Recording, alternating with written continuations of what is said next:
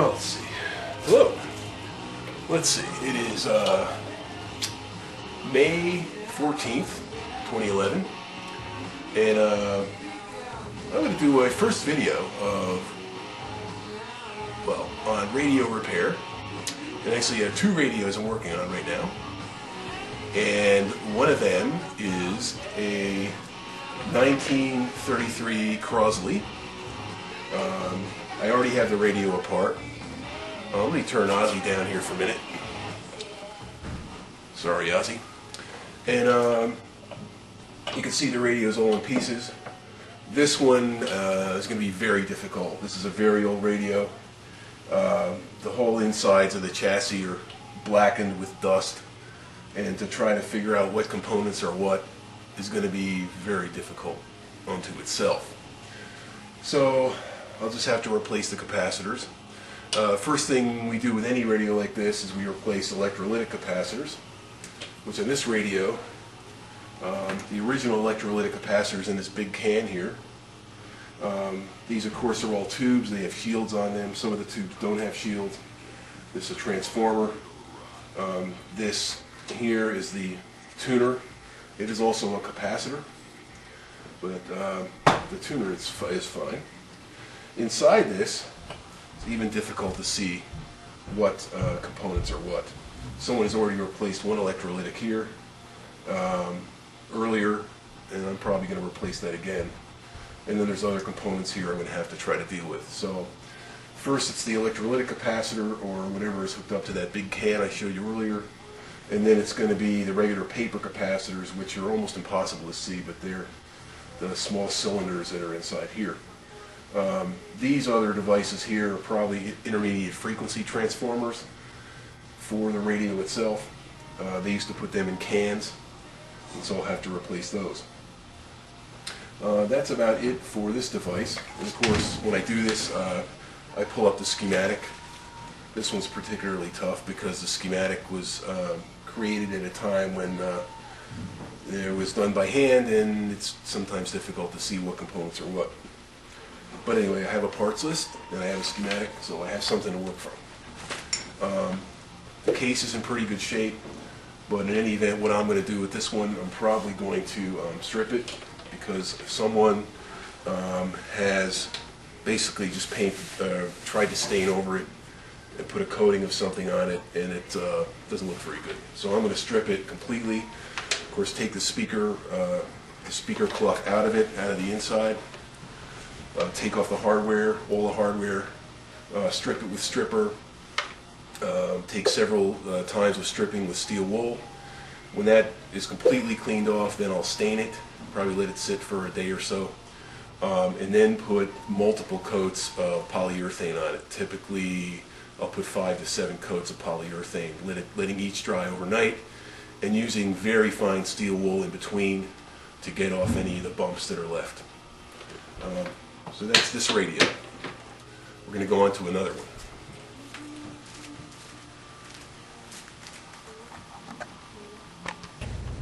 Yeah. Hello. Again. This time I'm going to be showing you another. This is actually a radio phonograph. This one Ginny purchased.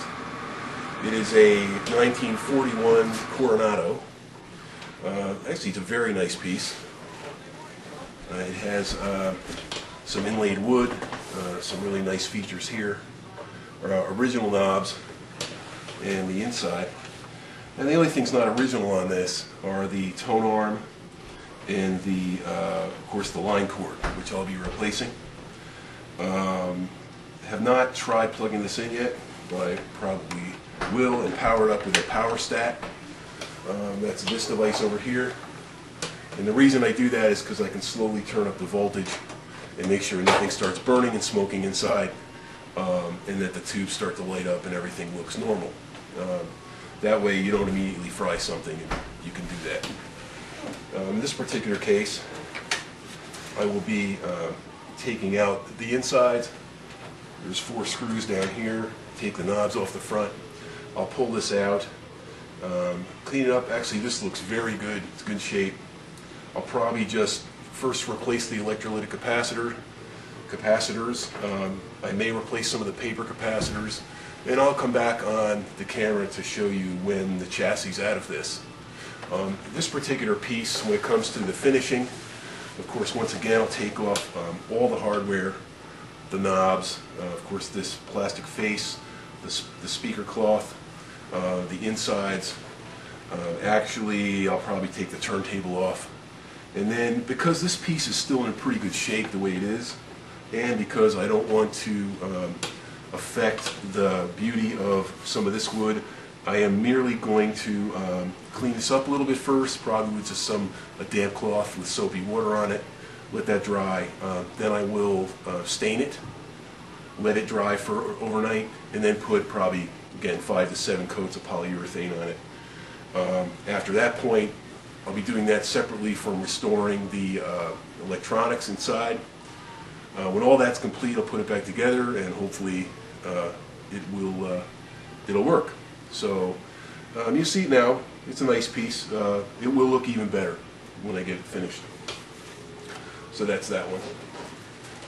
In fact, since we're on this topic, I'll be right back.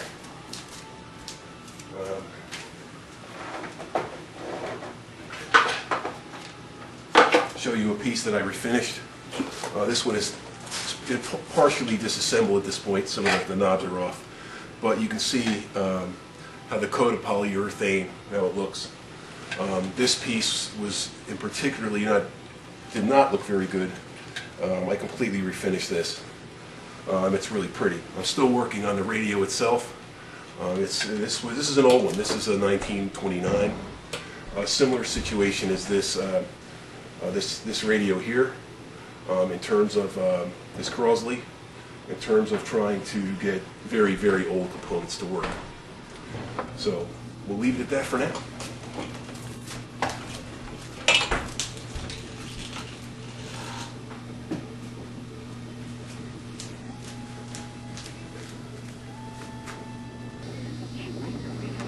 Hello, we're back. What I've done here, this is the Coronado radio phonograph, and I plugged it into the power stat, slowly powered it up. Of course, you can't see really in here, but the tubes are lit up. The radio is working. I am lucky on this one. Okay, the radio is working, and that's a really good sign, because now I know my repair job will be easier. I still have to go in though and change the capacitors, because they're worn out at this point. The turntable also seems to work. Of course, you can't get it going now. It was going before. Interesting. Well, here it goes. I think it's trying to go. Anyway, it's interesting. It was going before. Here we go. You can tell by the sound, it probably needs some kind of cleanup and lubrication. But it is working, which is a very good sign. You can also hear the hum from the amp. I take this off. Oh yes, the amp's working very well. I flick the needle, you can hear it. It's working well. So we got a really good working piece here. Electronically, it won't take too much work, I don't think, to fix it up. Make sure it's going to keep working for a long time. We'll stop it. Well, I've taken this Coronado. Managed to get the chassis out of it. It was a little bit tricky. I had to do some twisties and turnies, and there was a lot of knobs and things I had to take off. But here's the interior of the chassis, and actually, it's in pretty good shape. See if I can stand this up without it falling over. Within here are the paper capacitors, like these. Okay. That one, this one, they're not bad, but I'm going to replace them. They don't look too bad. I've seen worse, but they're worth replacing.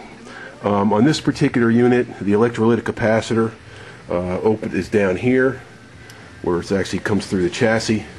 And if you see it from the top, it is this black can. The capacitors are within this that I need to replace. Typically what I'll do with these is just disconnect the wires from the bottom of this capacitor. The newer capacitors are a lot smaller and you can actually fit them within the chassis itself. The pilot light works. Everything seems to work in this unit. Very nice. Should be a relatively easy fix. The interior of the phonograph, there's the motor. We're looking through. We can see where the tone arm comes down in. That's that wire here that's dangling. And we're going to basically, pretty much, I'm going to take off that speaker grill in the front there, but then I can start the refinishing. I may take off the tone arm as well, just so I can do some refinishing inside here without affecting it. And then I'm going to paint the tone arm. It's currently white. It is a replacement tone arm. I'm going to paint it a brown color to make it look more authentic. I'm also going to replace this, as I said, this line cord with probably a brown line cord. I'm sure I have one somewhere. So that's about it for now, and I will show you some more things about this later. Okay, I've come back for a minute. What has happened here is I've taken this Coronado phonograph radio completely apart. I have cleaned it and put a coat of stain on it, top and bottom. You notice all hardware is off. I even took the motor out, tone arm, everything else. It's all out. It's all stained. What I'm going to do now, I'm letting the stain soak in for a few minutes. Then I'm going to wipe off the excess. And then let that dry overnight, and I'll start to polyurethane it. Over here on my other workbench, of course there's a lot of other stuff here, but I have painted the tone arm brown color, which pretty well matches the color of tone arms of that era. I'm also working on the phonograph motor itself. I've used some material here. This is a rubber renewal material to